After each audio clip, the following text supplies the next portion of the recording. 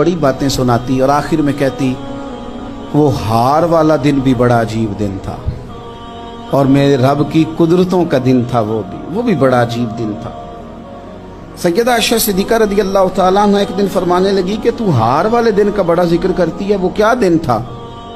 तो खातून कहने लगी, अम्मा जी वो दिन था जब मेरे रब पर भरोसा और मजबूत हो गया, जिस दिन मेरा अपने रब पर तवक्कुल और बढ़ा, मेरे ईमान में यकीन में और पुख्तगी आई।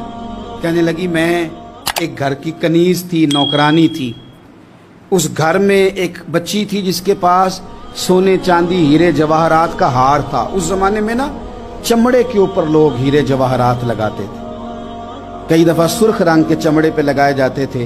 वो बच्ची पहनती थी तो कहती है वो बच्ची के उसने उतार के रखा या उससे गिरा वो हार तो चील उसे उठा के ले गई गोश्त समझ के और मेरे सामने उठा के ले गई। घर वालों ने मुझसे पूछा, ये बुखारी में मौजूद है, घर वालों ने पूछा मुझसे कि वो हार कहाँ है, तो मैंने कहा चील उठा के ले गई। घर में कुछ चोरी हो जाए तो सबसे पहला इल्जाम किस पे लगता है? मुलाजमीन पे। कहते उन्होंने मुझे बड़ा मारा, बड़ी तकलीफ थी, हत्ता कि मेरी शर्मगाह तक की तलाशी, मेरी इज्जत इतनी खराब की मैं बता नहीं सकती।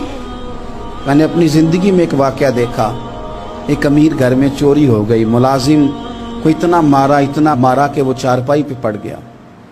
पुलिस वालों से इतनी मार पड़वाई गई कि वो बेचारा चारपाई पे पड़ गया और फिर वो इतना बीमार हुआ और कुछ दिनों के बाद पता चल गया कि चोर तो अपना बेटा है उनका।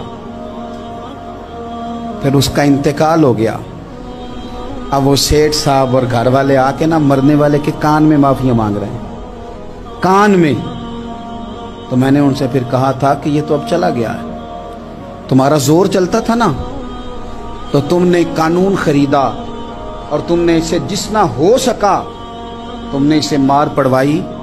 तुम्हारे पास जो अदालतें थी तुमने वहां कार्रवाई की, अब एक अदालत क़यामत के दिन लगेगी। ये कमजोर था ना, कुछ कर नहीं सका।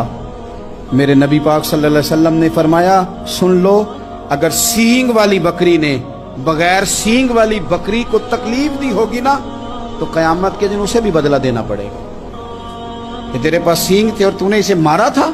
वो खातून अर्ज करती है सैयदा आयशा की खिदमत में कि मुझे बड़ा मारा, मुझे तकलीफ दी।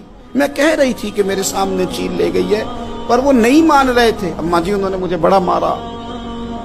हजरत आयशा सिद्दीक़ा कहती हैं फिर क्या हुआ? कहने लगी, अम्मा जी जब कोई मेरा मददगार ना रहा, मुझे तकलीफ दे रहे थे, रुसवा कर रहे थे, तो मैंने अपने रब से मदद चाही, मेरे रब की तरफ मैंने तवज्जो की। मैंने कहा मालिक अब तू ही मेरा मददगार है। कहती है वो मुझे मार रहे थे तो वो चील जो हार ले गई थी वही लेके वापस आ गई और हमारे सरों के करीब ला के उसने जब उस हार